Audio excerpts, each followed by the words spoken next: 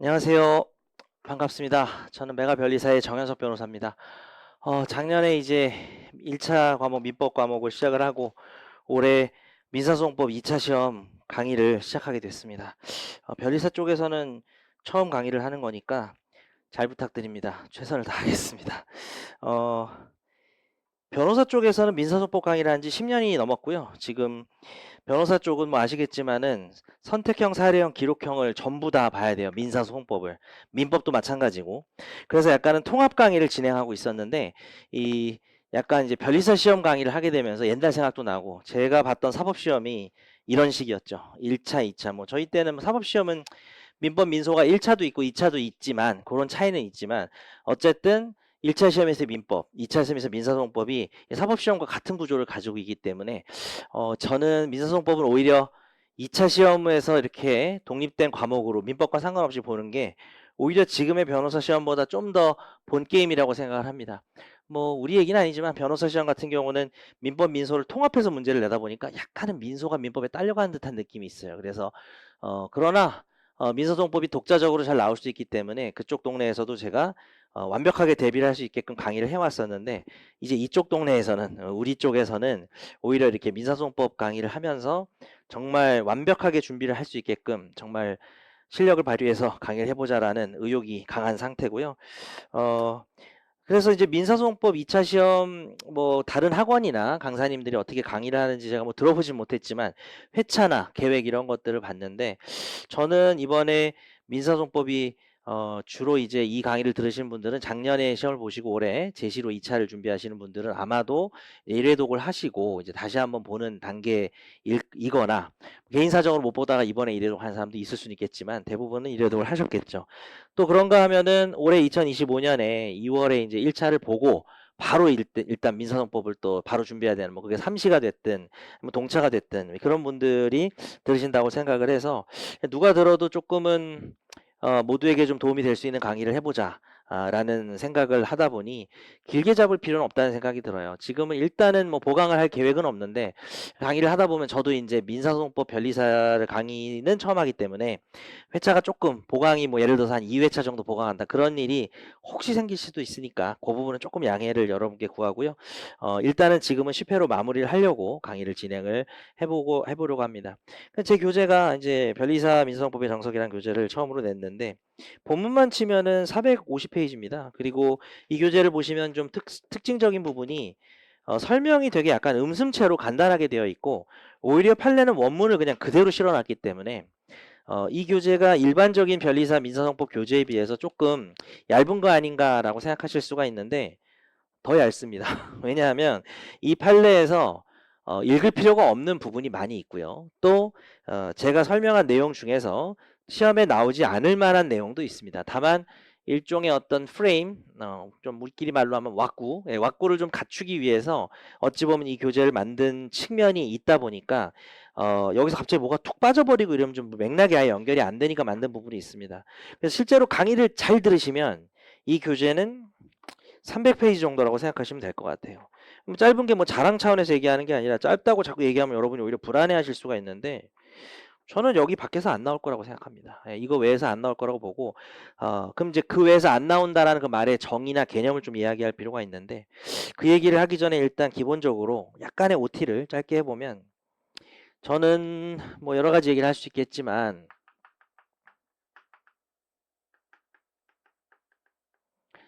사례형을 고득점 하려면 어떻게 해야 돼요? 다 필요 없고 어쨌든 사례형을 고득점해야 되잖아요. 특히 법학 과목에서 법학 일반적인 약간 전통 법학, 민사소송법은 전통 법학에 속하니까 사례형을 고득점 하려면 어떻게 해야 되겠어요? 일단 여러 가지 얘기를 들으셨을 수 있겠지만 그동안 공부를 해오면서 자, 내가 기재할 사항이 뭐냐? 예를 들면 뭐 이런 얘기 들어보셨나요? 유익적, 무익적, 유해적 이게 원래 어원법 할 때 나오는 건 단어인데 학생들이 이제 사시 공부하던 친구들이 이제 이런 표현을 이제 시험 팁에다가 쓰는 거죠. 어떤 문장이나 어떤 표현은 쓰는 게 곧 점수가 되는 거예요. 그리고 어떤 문장이나 어떤 표현은 쓰면 채점자 인상 찌푸려집니다. 이걸 왜 썼지? 대단히 유해한. 그것은 오류일 수도 있고요. 내가 파놓은 함정일 수도 있고 가끔은 난 함정도 안 팠는데 학생들이 스스로 빠지네 이런 것들이 대단히 많아요. 왜냐하면 법하기 어렵고 방대하고 복잡하다 보니까 약간의 오류들이 있게 됩니다. 그래서 자기만의 어떤 오류를 범하는 경우도 있고 대놓고 의도한 함정에 걸리기도 하고 근데 뭐 사실 뭐 우리가 무슨 뭐 방탈출 게임도 아니고 IQ 테스트도 아니고 뭐 시험 문제를 뭐 이렇게 함정을 막 7개 파놓고 그러진 않아요. 물론 함정이 있지만 그래서 사실 뭐 자기만의 함정이라든지 이런 데 빠져서 인상을 구기는 경우가 있습니다. 아니면 아예 틀린 답. 틀린 답. 자, 우리 이제 이걸 많이 써야 되는데 어찌 보면 얘가 좀 중요할 수도 있어요. 무의식 기재사항. 이게 우리의 아예 공부를 안 한 사람은 뭐 죄송하지만 논외로하고 공부를 뭐 나름 한다고 했는데 합불합을 나누는 포인트는 어찌 보면은 물론 유익적인 게 제일 중요하지만 무의식 기재사항일 수도 있습니다. 이게 뭐냐면 이거를 점수표가 있어요. 채점 기준표가 다 있어요. 그거 없이 채점한 사람 없어요. 절대로 아실 것 같지만 맹세코 쭉 읽어보고 나의 전체 총평은 뭐 이동진이 영화 감상 평하듯이 별 3개 반? 이런 거 아니에요. 그냥 채점 기준표가 있고 여기 있는 단어의 점수를 주게 돼 있는 거예요. 근데 거기에 이제 약간의 유도리가 있다면 그렇게 가지만 근데 이 친구는 좀 이런 부분을 조금 표현을 자연스럽게 썼다든지 판례를 남들이 3줄 썼는데 4줄 썼다. 이런 걸로 조금 점수가 가고 마음이 갈 수는 있지만 아주 막말로 얘기하면 채점 기준표에 있는 단어만 다 바르면 그리고 결론만 맞추면 만점이에요, 만점. 그렇게 생각을 하신다면은 여러분이 그걸 생각하면서 공부하셔야 됩니다. 2차 시험은 뭐 잘 떠드는 사람이 이기는 것도 아니고 OX 잘 맞추는 사람이 이기는 것도 아니고 답안지를 잘 작성하는 사람이 이기는 그런 게임이거든요. 게임으로 표현하자면. 그러면 여러분이 교과서를 읽을 때도 그렇고 강의를 들을 때도 그렇고 혼자서 모의 시험을 보거나 연습을 할 때도 그렇고 스터디를 할 때도 그렇고 고득점만 생각하셔야 돼요. 고득점만. 그래서 그럼 요거에 이제 비법을 하나 알려드리면 비법이라고 하긴 너무 뭐 당연한 소리긴 한데 근데 의외로 이걸 학생들이 생각을 안 하더라고요. 시험 문제가 어떻게 돼 있어요? 사안이 있고 그 다음에 물음이 있죠. 이 사안을 주고 자 질문을 5가지쯤 생각해 볼 수 있는데 그 중에 하나를 골라서 물어본 거예요. 그러면 이것만 답하시는 거예요. 자 이거에 대해서 내가 결론을 답을 해야 되거든요. 근데 결론만 찍 한 줄 쓰면 안 되고 우리 논술형이라고 하잖아요. 그러면 이 물음에서 이 결론에 이르는 과정이 있을 거 아니에요. 이 과정은 아주 쉽게 얘기하면 다른 거 거의 없고요. 한 민소니까 한 70%로 합시다. 70%가 판례예요. 네, 70%가. 그리고 이걸 어떻게 표현할지는 좀 애매하지만 가끔은 학설이 여기 포함된다고 보시고 그건 이따 설명을 해드릴게요. 그 다음에 20%가 조문이에요. 약간은 조금 러프하게 말한 겁니다. 10%는 기타적인 사항이 있을 수 있어요. 내가 뭐 이 문제를 파악하는 서론이라든지 뭐 여러 가지 브릿지라든지 연결하는 이걸 거의 100이라고 놓고 보면은 결국은 쉽게 얘기하면 정리해 볼게요. 한마디로 얘기해 볼까요? 이 사안을 줄 테니 이 사안을 읽고 나서 이 물음의 결론을 내는 과정에 필수적인 판례랑 조문을 쓰면 끝이에요. 어찌 보면 여러분들 알고 계시고 당연한 얘기일지 모르겠지만 다시 한번 스스로 환기를 해보세요. 내가 답안지를 쓸 때 그냥 내 생각을 보여주고 싶어 하는가? 이게 조금 죄송한 말씀이지만 여러분 생각에 별로 관심 없습니다. 그냥 채점 기준표에 나온 걸 써야 돼요.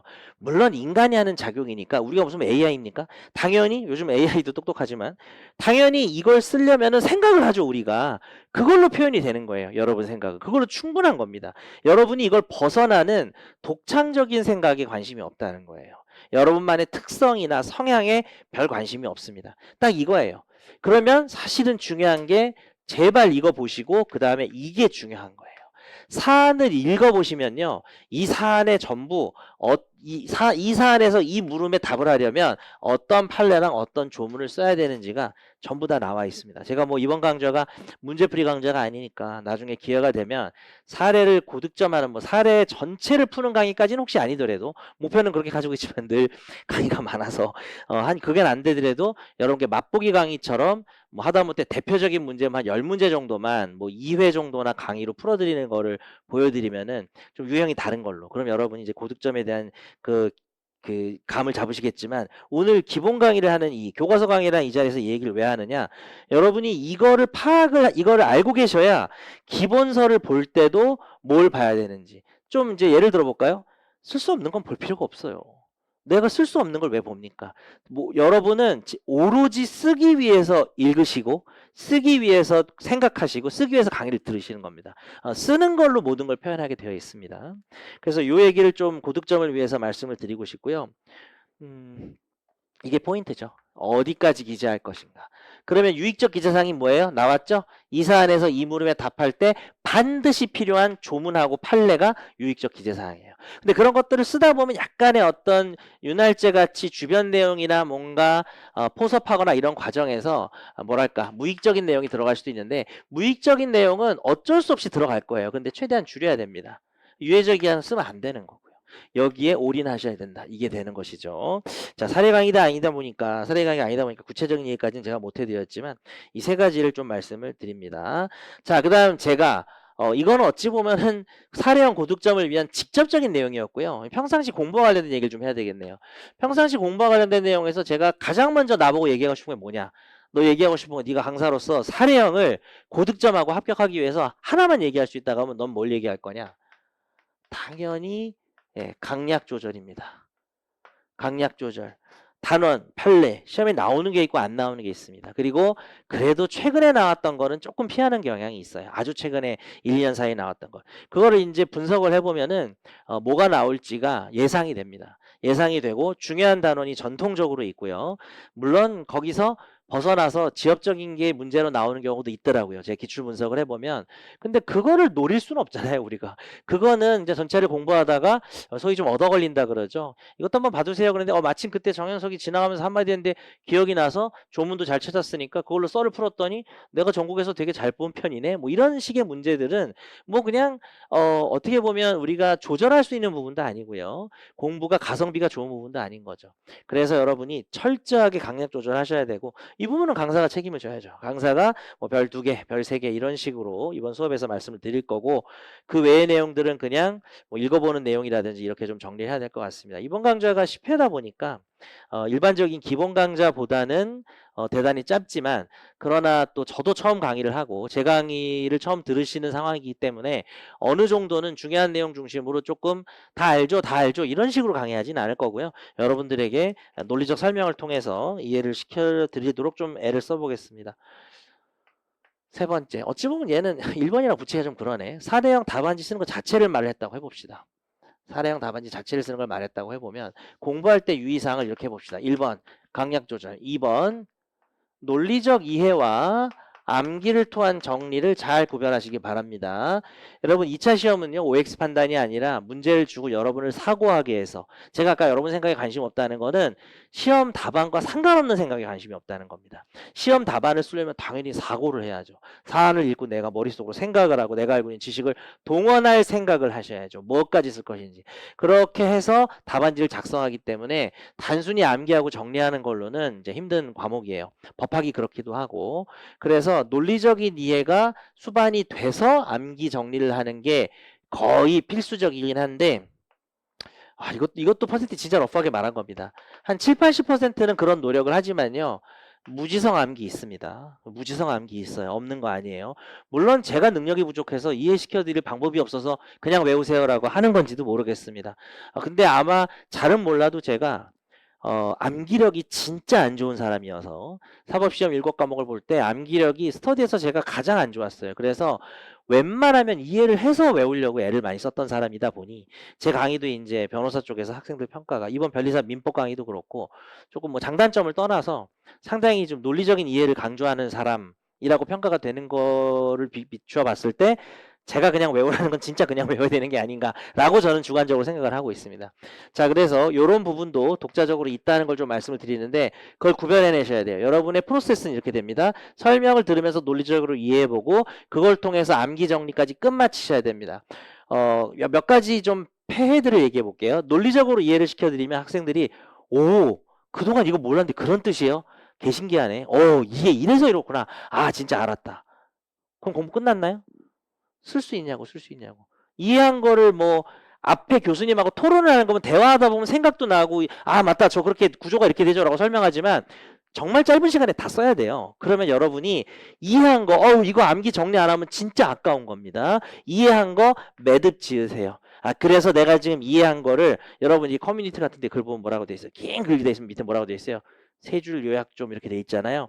진짜 중요한 얘기입니다. 여러분이 시험 공부를 할 때 어렵고 복잡한 논리와 판례일수록 지금 여러분이 공들여서 내 강의를 들었든 혼자 읽었든 드디어 이해를 한 거야.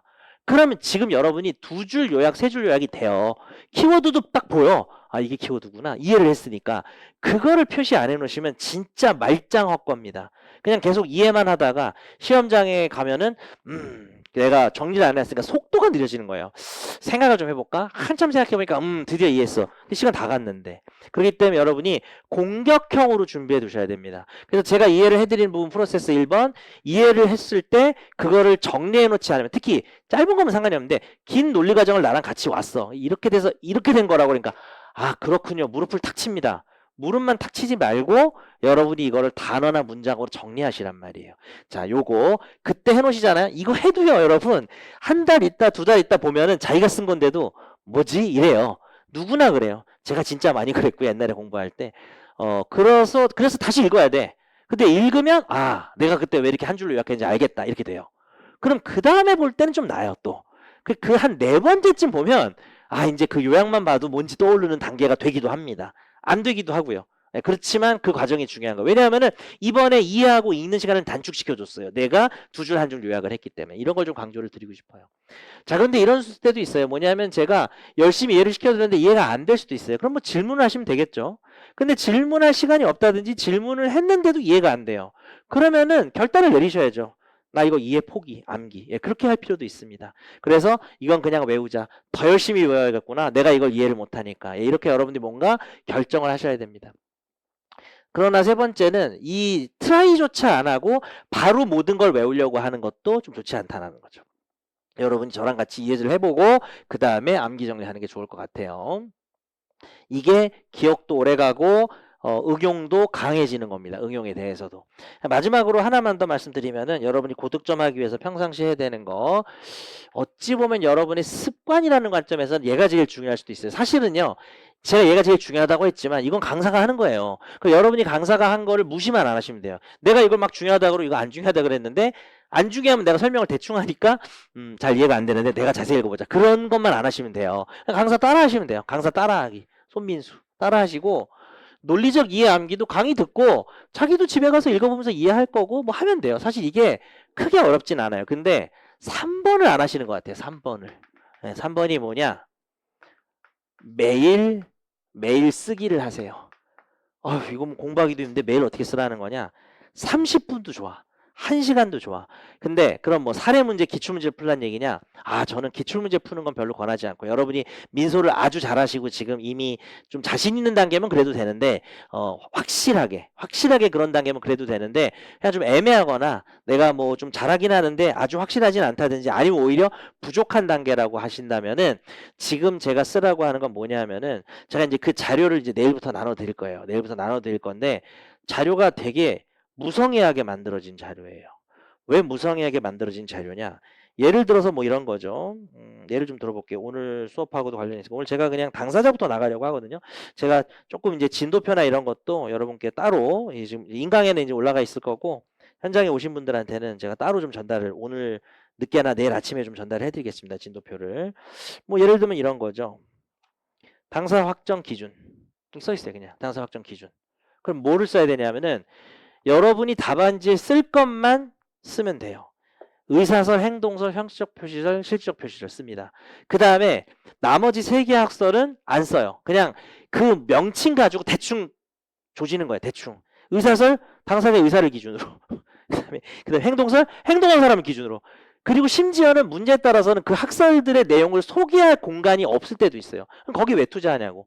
당연히 통설 판례 투자를 해야지. 그리고 통설 판례 중에서도 혹시나 판례의 워딩이 유명하면 워딩을 외워야 됩니다. 그래서 제가 그냥 딱 당사 확정 기준. 그러면 뭐라면 4가지 학설 이름 쓰기. 그 다음에 4번째 뭐예요? 우리는 실질적 표시설이고 소장에 표시된 청구 취지, 청구 원인을 기준으로 하되 소장 전체를 합리적으로 해석한다. 소장 전체 취지를 함정해서 이게 키워드거든요. 그러니까 그 단어가 나오냐 안 나오냐. 나는 여러분이 그 단어가 입에서 나오는지 안 나오는지만 관심 있어요. 이걸 내가 좀 더 깊이 이해했다? 난 관심 없어요. 그러니까 이거를 쓸 수 있어야 얘기가 되는 겁니다. 이게 1단계고요. 필수입니다. 여러분이 답을 맞춰도 점수가 높이 나오지 않은 이유는 답안지에 정해져 있는 채점 기준의 단어들과 문장을 안 써서 점수가 안 나오는 겁니다. 제가 단어 나는데 그게 80%라고 보면 돼요.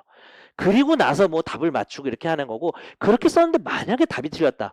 아, 그래도 점수 높아요. 학설 다 썼죠. 판례 키워드 다 썼죠. 쟁점 파악 다 했죠. 근데 마지막에 긍정 부정 헷갈려서 결론 점수 3점 날아가도 앞에서 점수 많이 받습니다. 근데 결론을 맞춰도 내용이 뭐 쓸 게 없어. 거의 텅텅 비어 있어. 그냥 학설 이름도 안 쓰고 실질적 표시설을 취해야 되는데 실질적 표시설의 포인트는 청구 취지 청구원인 소장 전체의 내용 합리적 해석, 이 말 안 들어가면 점수 안 줘요. 점수 안 줍니다. 그래서 이런 포인트들, 그 다음에 뭐 예를 들어서 가끔 개념 같은 것도 있죠. 표시 정정. 개념 뭐야? 이렇게 하면 뭐예요? 개념이라고 하면은 잘못 적거나 빠뜨리거나 당사 능력이 없는 사람을 표시한 거를 동일성 있는 올바른 표시로 바꾸는 것, 이렇게 하면 돼요. 그러니까 이 정의들 중에 판례가 정의를 가끔 대법관들이 교과서 쓴다 그러거든요. 제가 대법원 판례에서 교과서처럼 개념을 정확하게 정했을 때는 웬만하면 워딩을 외우시고, 그런 게 딱히 없어요. 표시정정은 딱히 그런 말이 없으면 그냥 제가 이 책에다 어떻게 정리해놨을까? 많은 교수님들이 정리하는 방식으로 정리한 거니까 그거는 뭐 판례의 워딩은 조금 아니고, 조금 워딩은 사람마다 답안지마다 달라도 그냥 비슷한 내용 들어가면 점수를 준단 말이죠. 매일 쓰기는 뭐냐면 이거 절대 고차원적으로 생각하지 마세요. 제가 1차 시험을 붙고 뭐 부끄럽긴 하지만 1차 시험 합격 발표가 저희 때 이제 4월에 나왔나? 4월에 나면 6월이 동차거든요. 예, 동차인데 그거 그냥 안 봤어요, 제가. 그러면 안 되는데, 이건 진짜 따라하시면 안 됩니다. 제가 그때 조금 너무 공부가 싫어서 쉬었어요. 나 1년 동안 그냥 올인할게 이러고 그냥 시험을, 그 동차 시험 안 보러 가는 사람은 없어요, 여러분. 예, 저는 안 갔습니다. 그래서 첫날부터 이렇게 센 고백을 한다고? 그래서 이제 1년 동안 하는데 완전 생초짜. 이번에 1차 붙은 사람인데, 제가 물론 뭐 법대생이긴 했지만 수업을 뭐 제대로 잘 안 들었었으니까 그때 제가 7과목을 전부 이렇게 매일 썼습니다. 매일 쓰고 그 다음에 2회독 때는 뭔가 수준 높은 공부를 하려고 그랬는데 그냥 그거 보는 게 제일 좋더라고요. 왜냐하면 지금 이거 제가 예를 든 거 몇 개만 예를 들어볼까요? 변론주의 의 뭐예요? 변론주의 의 쓰라고는 못 쓴단 말이에요. 그럼 단어 2개가 들어가야 돼요. 사실자료랑 증거자료. 사실자료, 증거자료 책임을 당사자에게 맡기고 법원은 그것만을 기초로 재판하는 것. 이게 안 나오면 백날 공부해도 안 돼요. 변론주의 정의를 써야 되거든요, 답안지에. 거기가 2점이에요, 2점. 3점까지는 아니고. 그러니까 여러분이 그거를 써야 되는 상태가 마련되니까 내가 나중에 되니까 어떤 생각이 드냐면은 내가 지금 변론주의도 못 쓰는데, 그러니까 변론주의는 A급 단원이란 말이에요. 뭐 여기 보면 여러분 시험에 많이 나오는 게, 시험에 나오는 게 뭐가 있을까? 뭐 소멸시효 기산점이 나온다든지 아니면 소송자료 증거자료의 준별과 간접적 주장 뭐 이런 게 나온단 말이죠. 그럼 맨 앞에 변론주의 써야 돼요. 그 다음에 이제 이것들을 써내려 가야 되는데, 내가 이거를, 그리고 나중엔 저희가 어떻게 했냐면 2회독 때는 모여서 쓰다가 그냥 말하기로 했어요. 변론주의. 뭐지? 왜냐면 말을 하면 쓸 수는 있거든요. 그래서 그거를 3회독 때까지 그걸 하고 있는 내 자신을 발견했어. 왜냐하면 답안지에 쓴다는 게 너무 어려운 일이라는 걸 알거든요. 답안지를 내가 써야 되잖아요. 내가 써야 되기 때문에 이게 너무 어려운 일이라는 걸 알게 되니까 이게 안 되면 문제를 풀어도 소용이 없다. 물론 이제 문제 풀기도 병행했죠. 문제 풀기는 안 했다는 건 아닌데 이거를 계속 해주는 거예요. 그래서 저는 이제 이걸 좀 강조를 드리고, 저는 이걸 이제 데일리 테스트라고 부르는데, 이 강의에서 10번이기 때문에 이거를 아주 제대로 하기는 어렵지만 제가 데일리 테스트를 할 만한 자료를 배부할 겁니다. 그럼 여러분 이제 그걸 보시고 복습에 맞춰서 하시면 될 것 같습니다. 오늘은 뭐 현장에 계신 분들, 제가 수업 쉬는 시간에 말씀드릴게요. 제가 조금 급하게 뭐 수업에 늦지 않게 좀 오는 게 최대 목표여가지고 왔고, 그 자료는 여러분이 뭐 교재를 사도 되는데 올해 개정판이 나와서 올해 개정판 나오는 걸 또 사라 그러기도, 그래서 그냥 제가 그 출판사에 얘기해가지고 그 파일로 드릴게요. 파일로 드려서 여러분이 그냥 이렇게 PDF로 이렇게 보시면서 다시 하는 얘기하지만은 여러분 이거를 제대로 답안지 너무 각 잡고 쓰지 마. 그냥 왔다 갔다 하면서 보세요. 야, 이거 변론자에 뭐지? 변론지 뭐지? 소형자. 또 증거자료 이 단어 이렇게 보시라고요. 자꾸 보시는 게 가장 중요합니다. 예, 제일 중요하고. 참고로 제가 그렇게 7과목을 한 결과 제 내부적으로 제가 그 당시에 전체 합격생 중에서 8% 했거든요. 상위 8% 했는데 제가 과목끼리 비교하는 등수는 없죠. 근데 그냥 객관적인 점수로 놓고 봤을 때 제일 점수가 높았던 게 민사소송법이었어요. 그리고 두 번째로 높았던 게 민법이고 세 번째가 상법이에요. 그래서 저는 형법에 대한 짝사랑, 형법을 되게 좋아했는데 잘 안 받쳐주더라고요. 민사만 잘 나오더라고요. 그래서 지독한 짝사랑이었습니다. 오랜 세월. 안 돼. 마음을 안 줘 나한테. 그래서 그냥 민사법, 나를 좋아해주는 민사법을 하게 됐는데 형법이 재밌는데 이상하게 내랑 뭐가 안 맞나 봐. 자, 그래서 헌법을 제일 못했고요. 헌법을 최악이었고. 자, 그래서 그 방법으로 가시면 이제 민사헌법이 되게 좋고요. 요 관련해서 메일 쓰기랑 관련해서 무슨 소리냐? 자, 계속 말하기 하시고요. 단어, 문구, 키워드, 키 프레이즈, 키 센턴스 이걸 계속 하셔야 됩니다. 모든 걸 하라는 게 아니에요. 중요한 것만. 이런 관점으로 시작하시면 될 것 같아요. 자, OT가 너무 길어지네요. OT가 너무 길어져서 빨리 진도를 나가야 될 것 같습니다. 자, 제가 이제 진도표를 현장에 계신 분들께는 조금 이제 끝나고 정리를 해드리겠지만은, 당사자부터 오늘 진행을 하려고 생각 중입니다. 그래서, 맨 앞에 법원의 서론은 이제 따로 해드리고, 37페이지 한번 보도록 하겠습니다. 그리고 이 책을 보는 요령에 관한 OT는 지금 OT가 너무 길어져서 수업을 하면서 좀 알려드리겠습니다. 자, 37페이지입니다. 37페이지 첫째 자, 당사 확정이라고 되어 있고, 여러분 그 민사소송법의 전체 목차와 체계가 중요할까요? 민사소송법은 절차법인데 중요하지 않을까요? 그냥 놀라운 얘기를 해드릴까요? 전혀 안 중요합니다. 의외로 연결되는 게 별로 없습니다. 몇 개 있죠. 물론 있어요. 불이익변경금지 같은 경우는 여기저기 연결되고 연결되는 게 딱 정해져 있고요. 그냥 테마별로 열심히 하세요. 나중에 연결이 이렇게도 되네? 이렇게 하셔도 충분합니다. 이거 제가 책임질게요. 연결 안 돼요. 의외로 연결 안 됩니다. 예. 1심 소송하는데 항소심 고민 아무도 안 해요. 1심하고 항소심 연결해봐야 아무것도 안 나옵니다. 그래서 그냥 테마별로 열심히 하시면 됩니다. 자, 처음에 당사 확정 문제에다가 별표를 하시고, 자, 제가 이제 표시들을 좀 해드릴 텐데, 첫째 줄 그 쭉 슬래시로 연결되어 있는 내용들 옆에다가 쟁점이라고 쓰고 느낌표 하겠습니다. 자, 쟁점이라고 느낌표 하라는 건 무슨 의미냐면, 여러분이 시험 문제에 어떤 게 나왔을 때 쟁점을 찾기 어려울 걸 이란 소리입니다. 그래서 가능성은 낮지만 만약에 성명모형 소송이 나왔어요.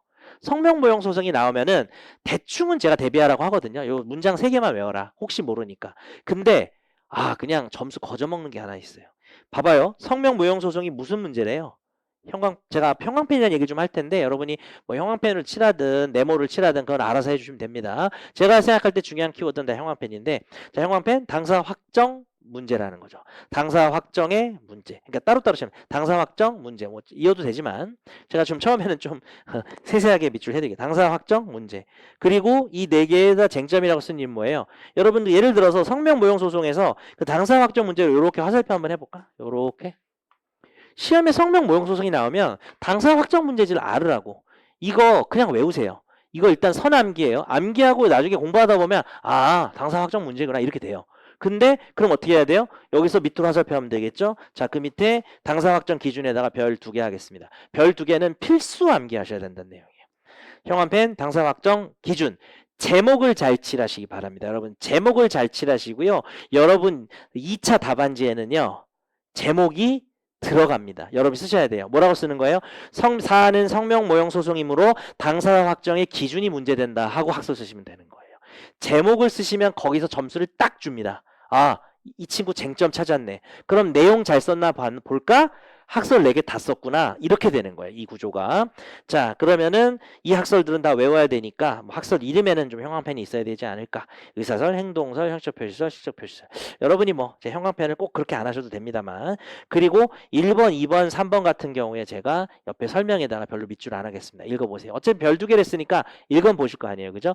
그리고 결국 학설 같은 경우는요. 판례가 중심인 거고요. 제가 판례 안에다가 학설을 쓴 거는 학설 논의가 있을 때 제일 중요한 거 학설명 외우셔야 됩니다. 학설 이름을 써서 그걸로 소통하는 거예요. 채점자랑. 저 의사설 썼잖아요. 이렇게 소통하는 거고.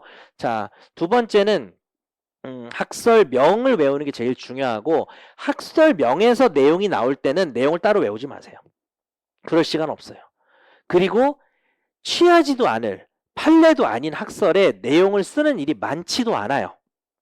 그래서 학설 이름 쓴 걸로 점수 줍니다. 확실해요. 다 그렇게 되어 있습니다. 자, 그 다음에 실질적 표시설은 외워야 되는데 이제 고민인 거죠. 이거랑 이게 판례 문구거든요. 여러분이 둘 중에 한 군데만 형광펜 칠하면 좋을 것 같아요.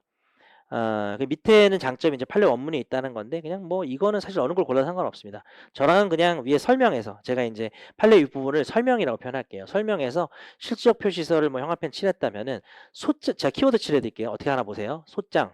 칠하세요. 소장. 그 다음에 표시. 그 다음에 청구. 그 다음에 원인.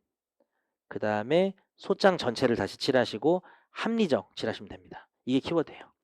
그러니까 표시를 보니까 소장의 표시만 보면 이게 형식적 표시설이에요. 그 위에 한번 슬쩍 컨닝하면 3번에 소장에 기재된 표시를 보는 거잖아요. 근데 실질적 표시설인 이유는 거기다가 청구 취지라고 우리가 보통 하는데 그냥 청구라고 하면 그 청구 취지죠. 그 다음에 그 청구 원인이 있을 거고 결론은 소장 전체를 합리적으로 해석하는 거죠. 처음이니까 좀 말씀드리면 이게 그 밑에 판례랑 거의 비슷해요. 소장에 기재된 표시만 보는 게 아니라 청구의 내용이 청구 취지인 거고 원인이 청구 원인인데 종합적으로 보는 것이죠. 근데 이제 교수님들이 여기다가 합리적 해석이란 말을 꼭 하시기 때문에 그냥 이렇게 쓰시면 됩니다. 그래서 여러분이 이 별표 2개를 쳤지만 이 별표 2개는 결국은 이거 외우라는 거예요.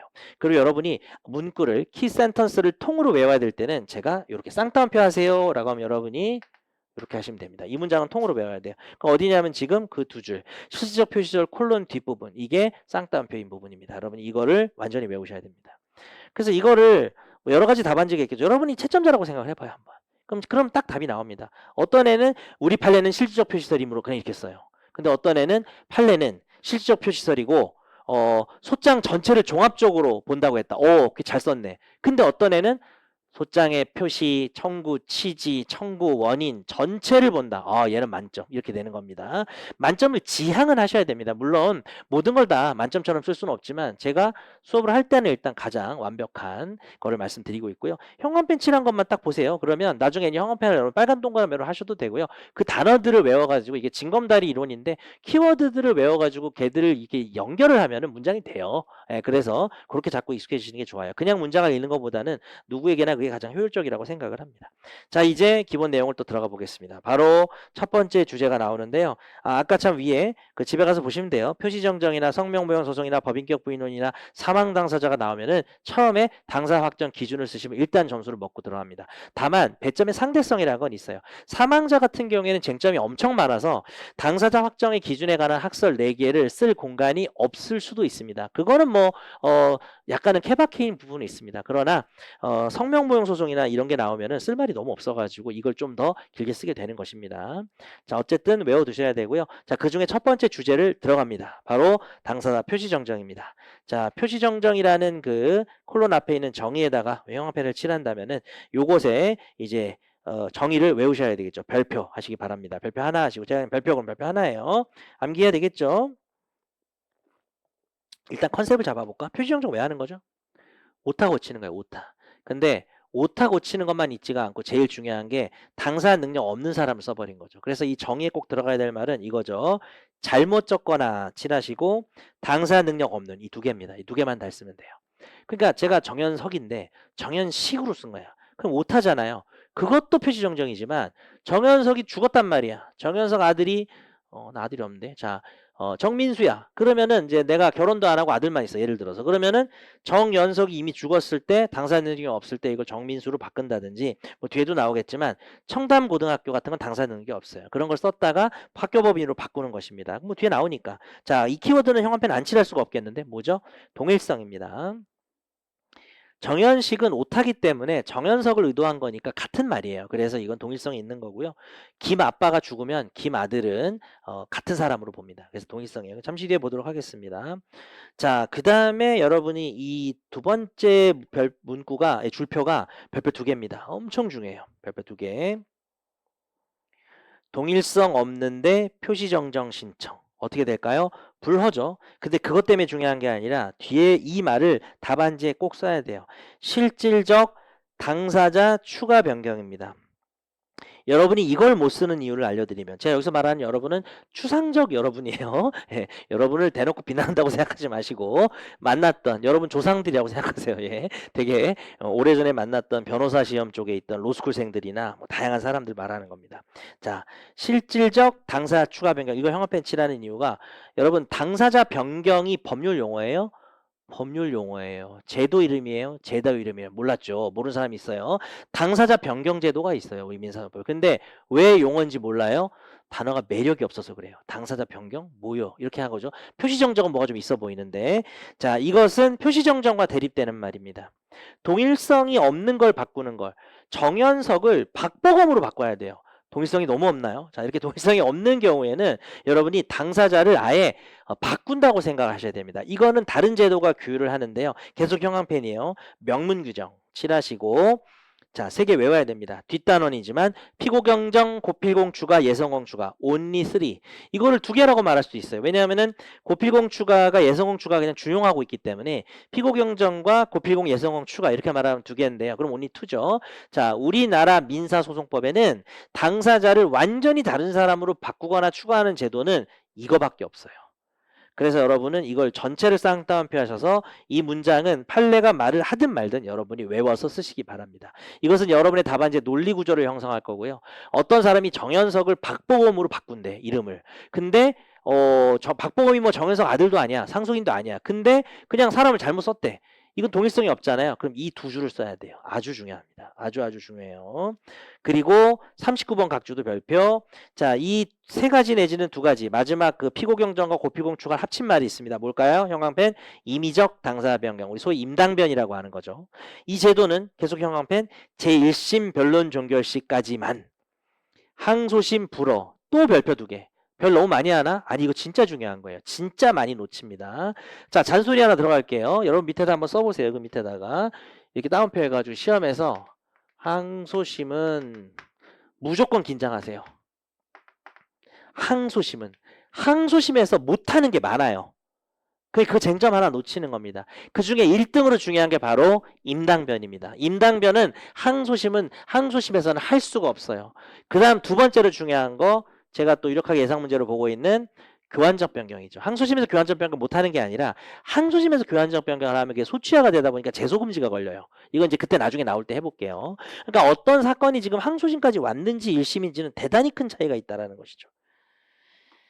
자, 됐습니다. 그 정도 보시고 이제 판례를 공부하는 방법은 제가 아까 위에 96년 판례 안 봅니다. 대신 이렇게 판례가 파란색으로 돼 있으면 여러분이 실질적 표시절의 통판이란 말도 있고 제가 쌍따옴표도 해드렸잖아요. 쌍따옴표 하는 거에 8, 90% 판례 문구예요. 그러니까 이게 판례라고 여러분이 답안지 쓰면 돼요. 판례는 실적 표시절로서 아까 제가 그냥 어디서 외울까요? 막 고민하다가 위에서 설명해서 외웠잖아요. 그걸 여러분이 답안지 뭐라고 쓰는 거예요?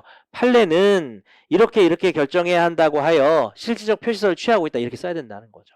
그래서 판례라는 것만 아는 거고, 대신 여러분이 96년 판례는 저처럼 위에 설명에다 표시를 다 하셨으면 아무 표시도 안 하는 겁니다. 예, 아무 표시다, 별표도 안 하고 그냥 안 하는 거예요. 근데 그 판례 중요해요? 엄청 중요해요. 근데 위에 이미 흡수가 된 거예요. 이게 공부하는 방법입니다. 그런 식으로 하면 여기 두 번, 세 번 읽을 필요 없는 게 많아요. 예, 그렇게 좀 해드릴 거고요. 그 다음에 이제 99년 판례를 좀 보도록 하면은 요게 조금 의미가 있어서 별을 하나 하겠습니다. 자, 형광펜 칠할게요. 종중, 당사자. 종중 당사 능력이 있는 건 나중에 좀 이따가 볼 것 같고요. 자, 형광펜 칠할게요. 공동 선조를 변경. 조상이 바뀌었어. 제가 조상이 정몽주인데 정몽주가 아니라 정철 같아. 뭐 바꿨어. 그렇게 하면은 예, 요거는 달라지는 거죠. 이미 다른 종중입니다. 그래서 이런 경우는, 그 다음에 두 번째입니다. 둘째 줄, 특정 지역 거주자로. 우리가 연일정시 지주사공파인데 야, 경상남도로 갑자기 한정할게. 이렇게 되면 이게 종중이 아니라 뭐가 되나요? 민법 시간에 배우는 거긴 한데 형광펜 종중유사단체가 됩니다. 이 종중유사단체는 고유의 의미의 종중과 차이가 나는 겁니다. 그래서 여러분 첫째 줄 끝에 고유의 의미의 종중도 좀 칠할게요. 자, 다시, 그래서 종중이 당사자인데 공동손조를 변경하거나 고유 의미 종중을 갑자기 성별이나 지역을 제한해버리면 종중유사단체가 되거든요. 요거는 뭐래요? 셋째 줄, 당사자 임의 변경입니다. 그럼 옆에다 써볼까요? 동일성 있다 없다? X가 되는 거죠. 그러면 이거 어떻게 됩니까? 허용될 수 없다입니다. 무조건 허용이 안 되나? 허용될 수 없다. 일단 칠해보세요. 왜 허용이 안 될까요? 둘째 줄에 답이 있습니다. 원고 칠하세요. 원고. 여러분 원고를요, A에서 B로 바꾸는데 동일성이 없으면 당사자 변경이니까 원고 경정제도 같은 게 있어야 되는데 아까 뭐가 있다 그랬어요? 제가 피고 경정만 있다 그랬죠. 자, 그래서 아까 그 각주 39번 붙어 있는 그 본문 옆에 공간이 좀 있잖아요. 오른쪽에 거기다 이제 안 되는 거 써드릴게요. 이것까지 다 별표 두 개예요. 별표 두 개로 다 해먹는 거예요.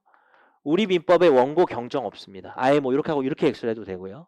그 다음에 우리가 고필공이랑 예성공 나왔어요. 공동소송 중에 남은 거 뭐 있죠? 이게 두 개가 시험 제일 많이 나와요. 원고 경정하고 통공 추가 없어요. 우리나라에 없습니다. 그래서 원고 경정하고 통공추가 없고요. 지금 이제 99년 판례는 말 바꿔서 미안한데 별 2개로 바꾸고요. 제가 이 원고가 나왔던 걸 제가 좀 깜빡해가지고 원고라서 안 되는 게 너무 중요한 것 같습니다. 우리나라에는 동일성 없는 원고 바꾸는 제도가 없습니다. 되셨죠? 자, 그런데 그 밑에 약간 이게 단락이 바뀐 건데 셋째 줄 앞에 좀 슬래시를 하나 해보고 마지막 두 줄은 좀 달라요. 종중 명칭을 변경. 아, 명칭이 좀 바뀌었어. 좀 의심스러운데 보니까 형광펜 공동선조가 동일. 그러면 실질적 동일. 그럼 이거 바꾸는 건 뭐예요? 그 여러분 선택인데 뭐 당사 표시의 정정을 칠해도 되고 표시 정정 이렇게 딱 네 글자만 칠해도 돼요. 표시 정정. 표시 정정 제도라고 많이 하거든요. 그럼 이건 뭐예요? 허용이죠. 허용. 이 비교가 되시죠? 위에랑 아래랑 아주 중요합니다. 이게 별별 2개 할 만한 판례네. 자, 요거 좀 기억하시고 넘어가겠습니다. 자, 뒷페이지의 판례는 별로 쓸데없습니다. 의미 없고요.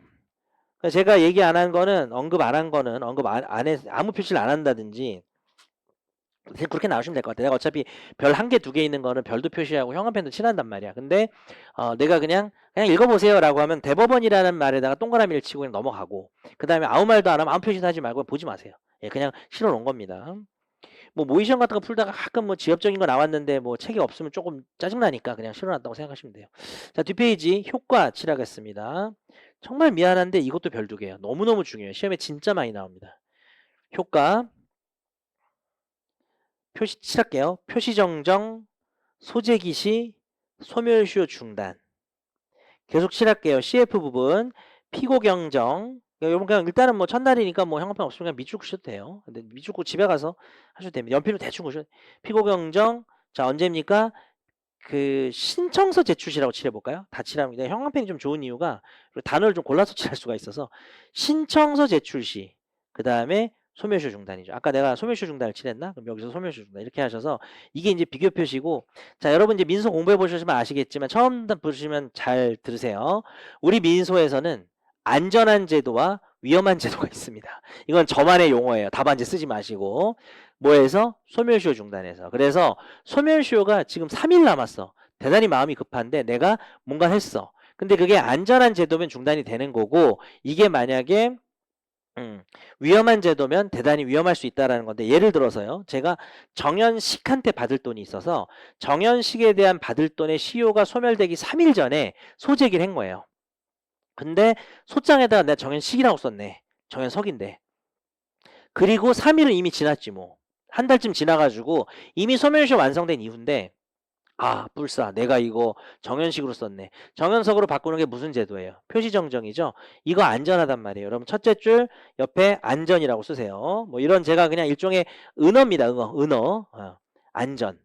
그래서 표시정정을 지금 이미 늦게 했잖아요. 근데 판사가 뭐라 그래요? 괜찮아. 안심해. 안전해. 걱정하지 마. 너 소재기 할 때부터 정현석으로 쓴 걸로 봐줄게. 이렇게 해주는 거죠. 소급이 되는 거죠. 약간의 일종의 중단효가. 근데 피고경정은 뭐예요? 아, 박보검한테 받을 돈인데 정현석한테 소를 제기해버렸네. 그리고 시효 완성일은 지났고 한 달 지나서 내가 아 이거 박보검이네라고 피고를 바꿨어요. 경정. 피고 경정은 위험한 제도거든요. 언제 중단이 되는 거예요? 처음 소 제기할 때예요? 아닙니다. 이번에 피고를 바꾼다는 경정신청서 제출 시에 중단된다는 것은 대단히 위험하다는 얘기예요. 우리 민소에서 이런 비교되는 제도가 앞으로 3개 정도 더 나오는데 전부 다 A급입니다. 너무나 중요해요. 정말 시험의 단골이에요. 꼭 별표 2개를 하시고 자 그리고 여기서 이 별표 2개가 정말 폭발하는 부분이 그 밑에 화살표 부분인데 화살표 이거는 제 생각에는 이 4줄을 별을 하나 추가해서 별 3개로 하시면 돼요. 제가 이제 별 3개까지 있거든요. 이게 제일 중요한 게 앞에 나와서 그런 거예요. 이 별 3개가 되고요. 해당 내용을 판례에서 좀 찾아보겠습니다. 어떻게 찾아보느냐 그 39페이지입니다. 39페이지 위에서 넷째 줄인데요. 자 여기 진한 글씨 제가 이제 별 얘기를 안 하면 다 진한 글씨만 얘기하는 거예요. 진한 글씨만 따라 보시면 돼요. 진한 글씨 아닐 때는 제가 말씀드릴게요. 자 피고 경정의 방법 칠하세요. 피고 경정의 방법 찾았죠? 진한 글씨 그 넷째 줄에 그다음 그 밑에 표시 정정으로서의 효과 이렇게 칠할게요. 피고 경정의 방법 표시 정정으로서의 효과 옆에다가 동일성 동그라미 하시고요. 그러니까 정연식을 정연석으로 바꾸는 거는 표시 정정하면 되잖아요. 근데 내가 법률 용어를 잘 몰라가지고 피고 경정이라고 쓴 거예요. 이 사람 봐줘야 되겠죠, 그죠? 피고 경정의 방법을 취했다라는 건 뭐냐면 여러분 방법을 위롭해서 형식이라고 하시기 바랍니다. 피고 경정의 형식을 쓴 거예요. 이 명칭을 형식 명칭. 그러나 표시 정정이에요, 이건. 그럼 어떻게 될까요? 밑에서 둘째 줄 끝에 칠할게요. 소의 제기로서 중단된 것. 소의 제기로서 중단된 것이 뭐예요? 경정 신청서 냈을 때가 아니고 처음 소제기시라는 거죠. 왜? 이 사람이 피고 경정이라는 용어를 잘못 쓴 건데 판사가 비웃으면서 바보래요. 용어 틀렸다. 이렇게 할까요? 이거는 봐줘야 되는 거죠. 여기다가 별을 한 3개 하세요. 정말 중요한 겁니다. 얘가. 제일 시험에 많이 나오는 거예요. 낼 게 뻔합니다. 자, 그래서 요 얘기를 좀 설명을 드렸고요. 그 다음에 여기가 좀 어려운 게 있죠. 바로 사망입니다. 일단은 왼쪽에 38페이지를 보면 표시정정의 유형이 나와 있고요. 저랑 같이 형광펜을 칠해보면 A번에서는 오기를 칠해보시고요. 오기는 우리가 소위 오타라고 말하는 거죠. 법에서는 이제 오타란 말 잘 안 써서 오기라고 합니다. 자, 오기가 사실 정확한 용어예요. 정확한 용어. 그 다음에 임의 사망 칠하겠습니다. 그냥 사망 칠하지 마시고 임의 사망. 왜요? 소송하다가 죽은 건 또 다르잖아요. 그래서 임의 사망을 칠하시고, 자, 그 밑에는 상속 포기 칠하시고, 상속 포기. B번의 괄호 안에서 이미 알고 칠하겠습니다. 이미 알고. 이따 설명드릴 겁니다. 그 다음에 이제 D번에서는 당사자 능력 없는을 칠하시고요. 예. 당사자 능력 없는. 자, 물론 이제 2번도 있는데 걔는 조금 나오기는 좀 그래서 이렇게 정리를 해주시기 바랍니다. 한번 읽어나 보시고요. 자, 우리는 표시정정은 기본적으로 A처럼 오타를 바로잡는 거라고 생각을 했는데 여러분 이제 B하고 C하고 D는 뭐 이렇게 한번 해볼까? B, C, D가 있으면 이게 옆에다 어떻게 묶어보냐면은 뭐 B하고 C는 정말 마찬가지입니다. 한 가지고요. 얘랑 얘도 거의 비슷한 부분이 있어요. 차이점도 있지만 약간 이런 식으로. B, C는 결국 한 가족이에요. 한 가족이고 죽은 사람을 올바른 상속인으로 바꾼다는 걸 정리해 놓은 거고요. 마지막에 D는 당사 능력 없는 자인데 이제 설명을 하나씩 드리겠습니다. 자, 일단 B, C 같은 경우에 밑에 판례도 있고 한데 제 생각에는 그냥 일단 69년이랑 2011년 판례를 묶어버리세요. 묶어버리고 이건 내가 참 밸런스 게임인데 고르기가 어렵더라고요. 이게 똑같은 판례인데요, 여러분. 그 69년 판례는 그 옛날에 맛이 있습니다. 이게 뭐냐면 읽어만 볼게요. 형광펜 하나. 이미 사망한 자를 피고로 소를 제기했는데 제소가 소를 제기한 거죠. 이거는 사실상의 피고는 상속인이다. 근데 요걸만 형광펜 칠해볼게요. 표시를 그릇한 것에 불과. 이 말이 진짜 시그니처예요. 그러니까 좀 너무 예스러운 말이긴 한데 야 그거 오탄한 거지 이거예요. 무슨 김아빠한테 내가 소송을 제기했는데 소제기할 때 김아빠가 이미 죽은 걸 내가 모르고 제기했더니 알고 보니까 김아들만이 유일한 상속인이면 판사가 뭐라 그래요? 야 그건 정연식이나 마찬가지야. 그거 잘못 그죠 오타야 오타. 죽은 사람 이름을 오타라고 말을 해버린 겁니다. 그래서 이게 좀 시그니처긴 한데 표현이 세련된 건 2000년 된 것 같긴 합니다. 2010년 된. 형광펜 칠할게요. 일단은 둘째 줄에 상속인 실질적인 피고. 이 말이 좀 좋은 것 같아요. 아까 위에 사실상의 피고보다는 실질적인 피고. 이 말이 좀 좋은 것 같고요. 자, 그다음 계속 칠할게요. 다만 소장의 표시의 잘못. 이걸로 가시죠. 그게 69년 판례는 뭐냐면 옛날 교수님들이 좋아해요. 나이 많으신 60대 뭐 이런 교수님들은 이 문장이 진짜 유명했거든요. 표시를 그릇한 것에 불과. 근데 같은 말이잖아요. 소장의 표시의 잘못을 했다는 거죠. 그래서 약간 느낌은 안 사는데 밑에 걸로 가시고요. 자, 그럼 어떻게 할 수 있대요? 형광펜 상속인으로 표시 정자를 옮기는 거 좋아요. 이럴 때는 정정 표시를 정정. 옮기는 거는 여러분 취향이긴 한데요. 저는 이게 단어 잘리는 걸 좀 싫어해서 나중에 빨리빨리 보려면 표시를 정정까지 형광펜을 탁 칠하고 집에 가서 정자를 한번 까만색으로 잘 써봐요. 이건 뭐 여담 비슷한 건데 눈에 잘 띕니다. 나중에 네모로 박스 치기도 좋아요. 참고하시고 특히 이제 뒤로 가면은 뭐 있었더라 그 준법률형인데 막 준자 잘리면 막 좀 이상하고 막 이런 거 좀 있긴 한데 자 그래서 요거 그럼 어떻게 되느냐? 좋은 말 많이 나오네. 형광펜 당초 소장을 제출한 때 소멸시효 중단. 좋은 말 많이 나왔네. 그래서 두 개를 묶었지만 약간은 2011년 판례 쪽에 별을 2개 하시고 이건 뭐 전체적으로 따옴표를 해서 그대로 전체적 따옴표 너무 많으니까 여러분 그 둘째 줄에 상속인이 실적 표시고 피고이고 다만 소장의 표시의 잘못에 불과하다. 요거를 좀 외우셔야 돼. 이 문장을 외우셔야 됩니다. 그리고 2011년 판례에서는 그 첫째 줄을 안 칠했는데 요거를 물결로 칠해 보겠습니다. 물결로 칠한다는 건 빨간색 같은 걸로 밑줄 한번 쳐보라는 거예요. 어떨 때 칠하냐고 하면은 일단 칠하는 부분은 사망 사실을 알면서도 부분입니다. 양보절이 나오거나 부정문이 나오거나 주의할 점이 있을 때는 저는 물결로 밑줄을 칩니다. 약간의 주의해라, 환기하는 느낌으로. 자, 이게요. 사실 뭐 사망자를 모르고 내가 했다가 아이고 죽었어? 그럼 뭐 아들내미가 있어? 이렇게 갈 텐데 사망자인 걸 뻔히 알아요. 근데 죽은 사람 이름 소를 제기하면 잘못된 거 아니에요? 아닙니다. 여러분 여기 물결 밑줄 치고 양가로 동그라미 해보세요. 사망 사실 알면서도 이런 짓 해도 됩니다. 왜요? 아니 내가 그쪽 상속인을 어떻게 알아? 가족을 내가 모르잖아요. 그래서 이걸 제기하면 판사한테 근데 이 사람 죽었습니다. 이런 판사가 뭐라고 하냐면은 죽은 사람 피고로 하면 안 되지. 보정하세요. 이래요. 그럼 보정 명령을 들고 어디 가요? 동사무소 내지는 주민센터에 가죠. 판사 보정명령인데 가족관계 좀 증명서 주실래면 뛸 수 있죠. 여러분 제 가족관계 증명서 뛸 수 있어요? 가서 못 떼요. 남의 가족관계 증명서 못 뗍니다. 근데 판사 보정명령 있으면 소송하는 거니까 떼줍니다. 그럼 이제 사망 이렇게 돼 있고 상속인들 가족이 뭐 배우자 뭐 자녀 이렇게 있으면 가는 거예요. 그래서 이거 됩니다. 참고하시고요. 사실 이런 설명하려면 강의를 20회 해야 되는데 이거 다 할 수는 없겠네요. 자, 뭐 하고 싶은 얘기는 엄청 많은데 자 그다음에 이제 2009년 판례입니다. 2009년 판례는 이제 모르고 이렇게 했대요. 그래서 했는데 뭐 이건 똑같은 얘기가 칠하지 말죠. 뭐 진한 글씨만 보세요. 제가 그냥 읽는 건 진한 글씨라고 했어요. 실질적 피고는 처음부터 사망자의 상속자고 표시를 잘못한 거예요. 표시를 정정하면 된다. 이거 아까 똑같은 얘기잖아요. 자 오른쪽 페이지로 넘어오셔서 형광펜 1순위 칠하시고 상속 포기 그랬을 때 둘째 줄에 마찬가지. 무슨 소리죠? 위에다 한번 써보시죠. 이렇게 표시 정정한다고요. 그러니까 어떤 남자가 죽었으면은 아내가 있는 남자야. 그래서 아내가 있는 남자고 아들이 있는 남자라서 아내랑 아들을 피고로 내가 썼단 말이지. 나중에 알고 보니까 둘이가 상속을 포기했대.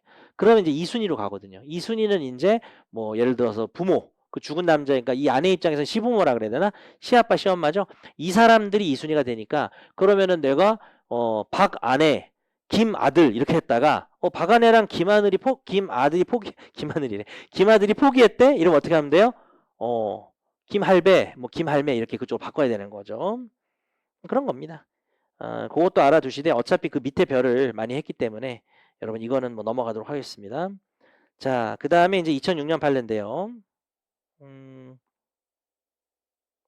2006년 판례는 넘어가세요. 그냥 같은 내용입니다. 예, 그냥 넘어가겠습니다. 2006년 판례 이런 건 뭐 지워버리시는 게 나을 수도 있어요. 계속 같은 내용이고요. 자, 그 다음에 제가 시험 문제 나올 때마다 좀 헷갈리는 부분 정리를 좀 해봤습니다. 각조 40번에 있지만 약간은 제가 사견과 여러 가지 교수님들 종합해서 한 거라서 아주 절대적인 건 아닙니다. 자, 형광펜을 좀 칠해보면 상소심, 표시정정 과연 되는가? 그러니까 상소심이라는 게 뭔지 아시죠? 혹시 처음 보실까봐 항소심하고 상고심 합쳐서 상소심이라 합니다. 자, 상소심에서 표시정정이 되느냐와 관련해서는 자, 1번 오기 어때요? 오기 같은 경우 아니면은 당사 능력 없는 당사 능력 없는 거 지금 아직 안 나왔지만 이제 학교나 이런 경우를 바로잡을 때는 어떻게 합니까? 오른쪽에 항소심, 상고심 다 된다고 봅니다. 그러니까 정연식으로 잘못 쓰고 계속 소송하다가 대법원에서 정연석으로 오탈 고친다? 오탈 고치는 게 뭐 그렇게 문제가 됩니까? 그래서 이거는 다 되는 겁니다. 근데 문제는 2번이죠. 사망자 칠하시기 바랍니다. 사망자. 이 사람을 상속인으로 언제 바꿀 수 있냐? 기본적으로는 좀 불어대는데 거긴 형광펜 칠하지 마시고 자, 일단 이렇게 칠할게요. 그 오른쪽에 상고심 불어 칠하겠습니다. 우리는 대법원에서 못 바꾼다고 한 판례가 있습니다. 자, 근데 그 밑에 다만 칠하시고요. 다만 동의, 실질적 관여 이런 경우는 허용이 돼요. 그래서 동의랑 실적 관여 칠해 주시고 그 이제 유명한 판례가 이겁니다. 계속 칠할게요. 1심 화살표 뒤에 있죠. 1심 사망자 상대 소재기 각합 판결. 자, 여러분 공부하신 분들을 위해서 한번 물어볼까? 1심이 어이구 이거 피고가 이미 죽었는데 소리 제기하셨네요 라고 각합 판결했습니다. 자, 사망자를 상대로 나온 각합 판결 무효입니까 유효입니까? 혹시나 여쭤봅니다. 이건 무효가 아니에요 여러분. 사망 사실을 간과한 판결이 무효입니다. 그래서 요거는 위로 빼서 각합 판결 위로 빼서 유효라고 쓰세요. 여러분 판결이 무효인 경우가 작은 일이에요 큰 일이에요? 판사가 판결문을 썼는데 무효인 경우는 진짜 큰일입니다. 매우 드문 일이에요. 그래서 아니 죽은 사람인 걸 알고 각하를 했는데 판사가 뭘 잘못했습니까? 죽은 사람인 걸 알고 각하를 했으니까 제대로 판결한 거고 유효하고 문제가 없는 판결이에요. 근데 계속 형광펜 항소심에서 상속인으로 표시정정 허용, 1심 판결 취소, 환송입니다. 아, 이 판례 진짜 특이해요. 별표 하나 하고 주의라고 쓰겠습니다. 대단히. 제가 가끔 주의라고 하는 거는 헷갈리거나 OX를 반대로 생각하시거나 결론을 반대로 하거나 뭐 혼동하실 가능성이 있는 경우를 말합니다. 주의하고 느낌표 하나 정도. 자, 이건 뭐예요? 1심에서 이미 죽었잖아 라고 각하를 했는데 항소심에서 표시정정을 신청하니까 받아줬대요. 그러더니 1심 판결 나빠 이러면서 1심 판결을 찢어버렸어요. 항소심은 1심 판결을 찢어. 그래서 찢어버렸는데 사실 여러분 1심 판결이 잘못했나요? 아니요. 죽은 사람은 각하한 건 맞는데 이제라도 표시정정하니까 기회를 주는 거고 1심 판결을 취소하더니 또 더 웃긴 거는 환송을 했습니다.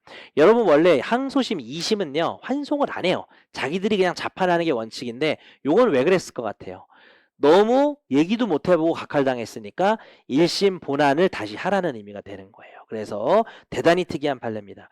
저는 이런 건 좀 안 내는 게 좋다고 생각을 하는데 나올 수 있기 때문에 별표를 하시기 바랍니다. 자, 그리고 이거는 확실히 나오는 건데요. 그러나 칠하시고 항소심, 상고심 칠하시고 당사자를 새로이 추가하는 표시정정.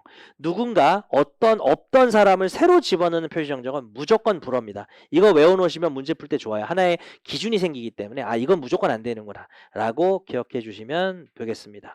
그 다음에 3번 같은 경우는 자 1심 사망 간과 본안 판결.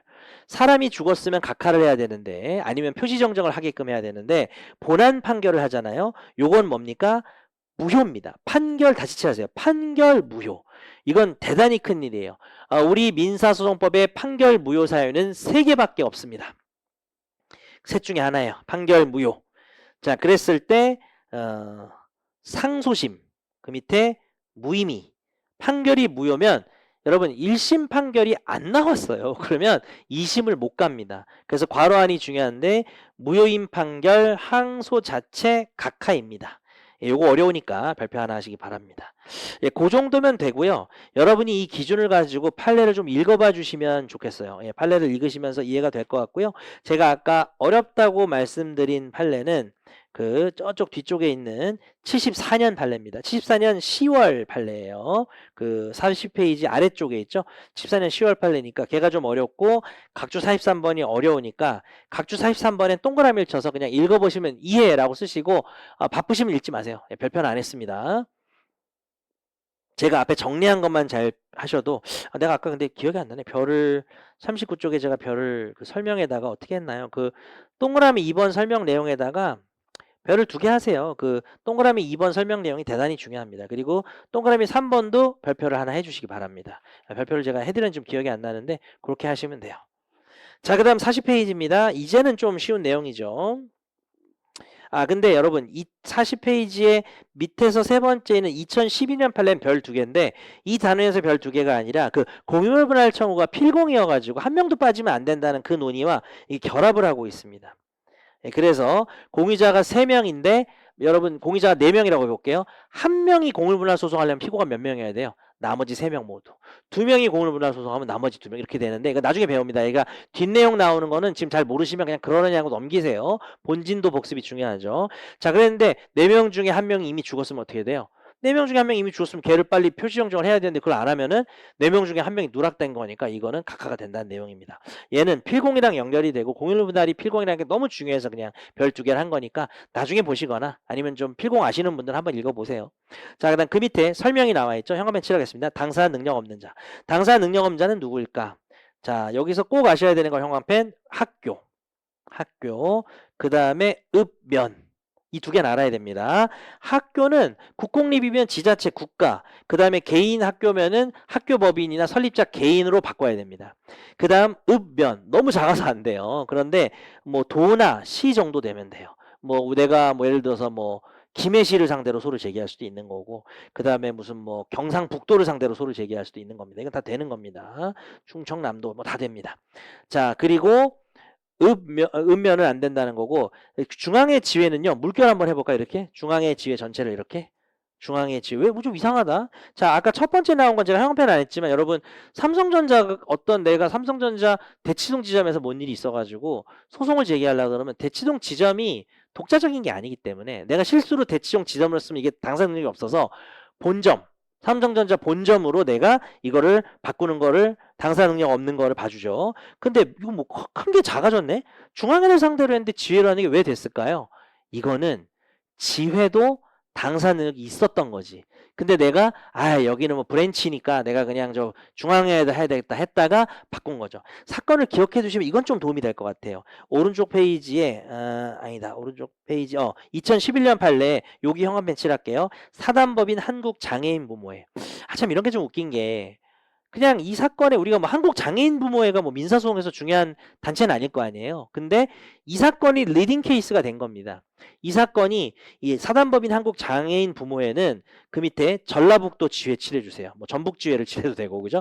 이거 외우면은 채점자가 이런 지독한 놈 이럽니다. 그래서 이걸 외워두시면 좋아요.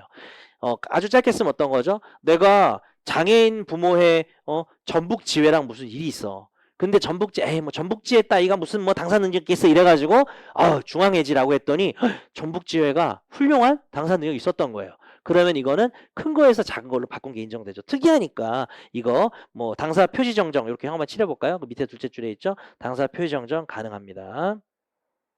제가 뭐 말을 잘못했는데 원고였군요. 그러니까 지금 전북지회가 소송할 일이 생겼는데 스스로 자기 비하, 내가 뭐 되겠어? 내가 뭐 됨? 이러면서 중앙의 이름을 딱 한 거예요. 근데 아니 우리가 당사능력이 있었어? 그럼 바꿀 수 있는 거죠. 요거 원고 측인데 왜 되는 거죠, 여러분? 표시 정정은 원피고를 안 가리죠. 아까 피고 경정이 원고 경정이 없었던 거죠. 그렇게 구별이 되네요. 자, 그다음에 이제 우리는 또 다시 왼쪽으로 오셔서 아까 그 당사 능력 없는 잘 외워야 돼서 별표 하나는 해야 될 것 같아. 학교랑 읍면 이런 거 좀 외우시고 그다음에 이제 이 한국 장애인 부모 이런 거 외우시면 이거 공부 진짜 열심히 한 것 같습니다. 이 판례가 거의 이 판례밖에 없거든요. 그래 이게 지금 공부한 티를 내는 거예요.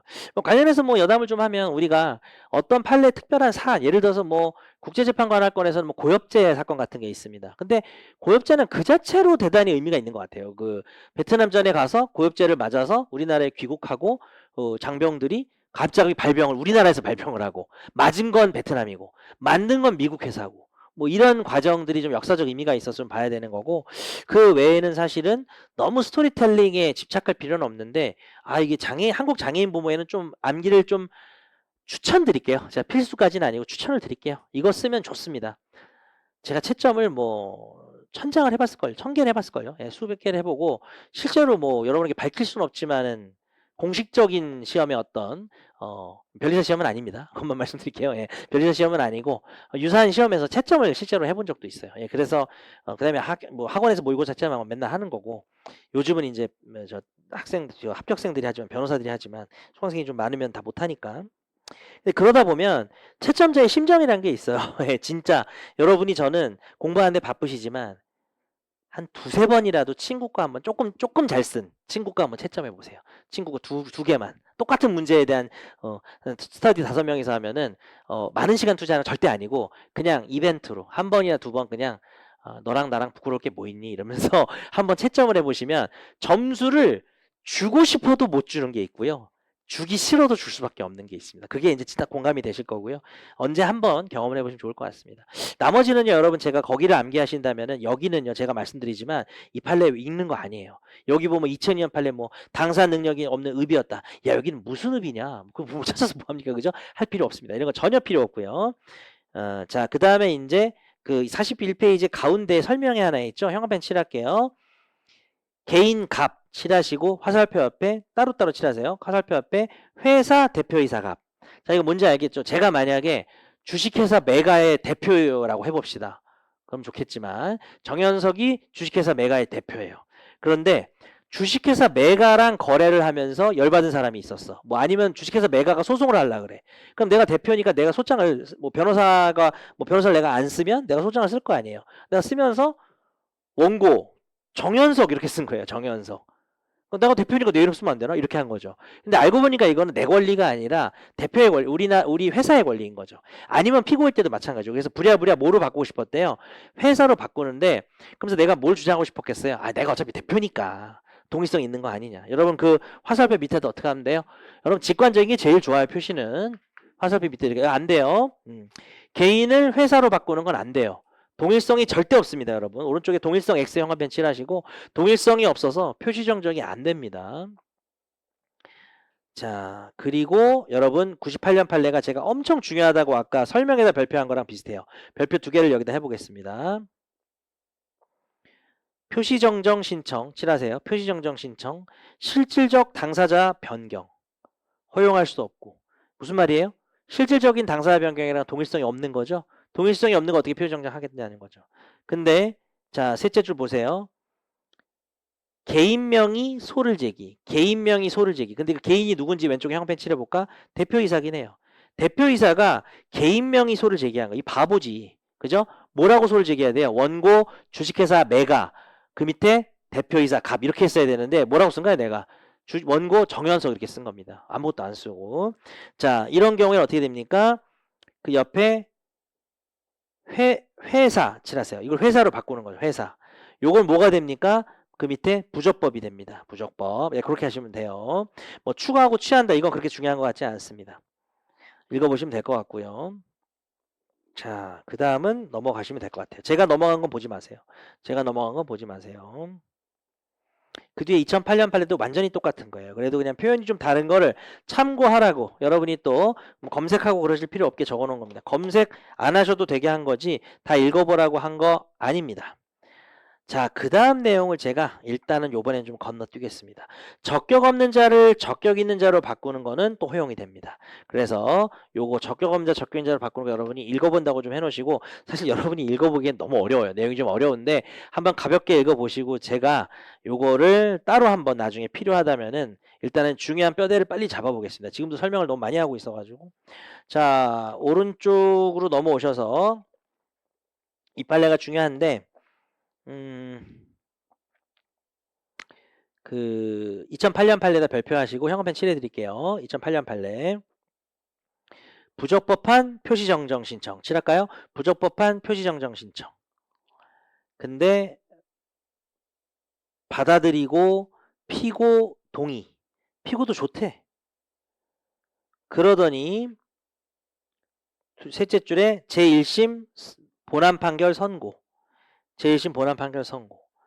그랬을 때 형광펜 그 후에 새삼스럽게 하고 양가로 X하세요. 그 후에 새삼스럽게 한 말이 좀 웃기지 않아요? 근데 그걸로 외우는 거야. 답안지 써도 돼. 새삼스럽게. 판례가 하면 어디기니까. 자, 원고가 잘못된 표시 정정을 했는데 피고가 말을 안 하고 법원도 오케이를 했어요. 이건 잘못된 거죠. 동일성이 없는데 아까 같이 정현석을 주식회사 MD로 메가로 바꾸는데 오케이 뭐 판사가 야 표시 정정 좀 할 줄 아는데 막 이러고 있고 피고도 상관없어요 뭐 이러고 있어요. 그거 그렇게 되고 1심까지 나왔으면 나중에 문제 삼는 것은 안 돼요. 예, 허용될 수 없습니다. 논거 답안지에 쓰면 좋을 것 같아요. 형광펜 칠할게요. 소송 절차 안정, 소송 경제, 신자 옮겨서 신인칙 논거가 3개입니다. 한두 개라도 써봅시다. 답안지에 그죠? 자, 그리고 다음에 또 설명이 나와 있습니다. 자, 요것만 보면 이제 표시 정정이 끝나니까 요까지라도 보고 좀 쉽시다. 자, 형광펜 칠할게요. 법원 설명 부분이에요. 법원 동일성 여부 성명 의무. 자, 성명권을 지금 다 가진 않았지만 성명 의무라는 거는 당사자가 이거를 몰라서 나가리 되는 건 너무 마음이 아플 때 하는 겁니다. 이건 좀 알려주자. 이게 약간은 변론주의하고의 눈치 게임이죠. 변론주의라는 건 최대한 법원이 개입을 안 하는 건데 성명이라고 하는 건 자꾸 알려주고 물어보고 지적하고 유도하고 이런 겁니다. 그래서 너무 심할 때는 너무 안타까울 때는 성명을 할 수가 있어요. 그래서 뭐 동일성 여부 법원이 성명 의무가 있고요. 예를 들어 이런 거죠. 소장 표시 당사 능력 없어. 그럼 어떻게 하면 됩니까? 아니 저 사람이 소송을 했는데 피고를 청담 고등학교라고 쓴 거야. 근데 이거는 당사 능력이 없는데 그 청담 고등학교 갔다가 뭔 일 당했거든 이 사람이.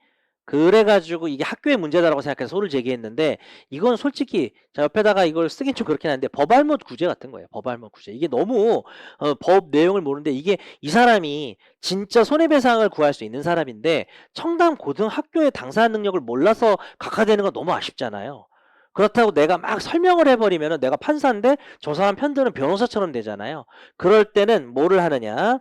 자, 이거 아주 중요합니다. 형광펜 바로각화 X. 여러분 답안지에 많이 쓰게 될 겁니다. 이 판례만이 아니에요. 앞으로 계속 나와요. 바로각화 X.